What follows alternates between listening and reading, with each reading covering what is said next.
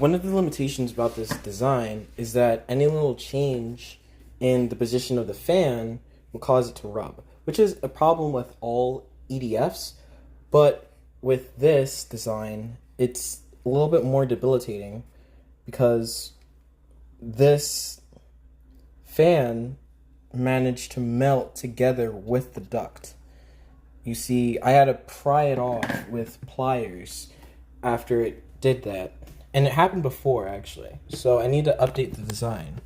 So right now, I'm screwing the fan forward and back on those 4 little screws in the back to basically calibrate the fan so that it can be centered, so that, not just centered, but also so that it could be in the right position relative to this gap here.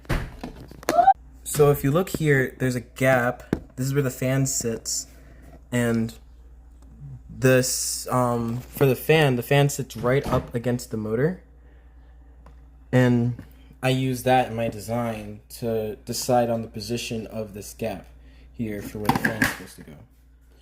But it's not perfect, so there's a lot of work to be done. These black things right here, let me show you what. So earlier on, I had a problem with the vibrations, so I created these rubber mounts for the motor, and they're made out of TPU, and they absorb the vibrations really well enough so that it's not disrupting the flow of the fan. But there still are some vibrations, and I've noticed that the fan does get loose after some time, especially with this very, very powerful fan. So I do have a solution for that as well. Loctite.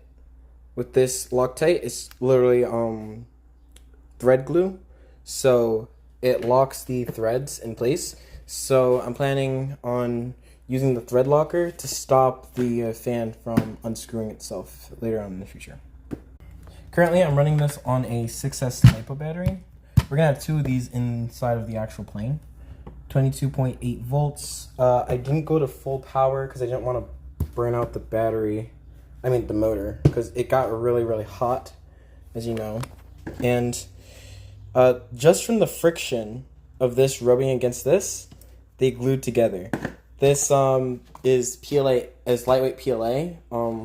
Has a very relatively low melting point compared to the polycarbonate for the fan. So yeah. So stay tuned for any updates on my fan, and yeah, stay tuned for that video as well.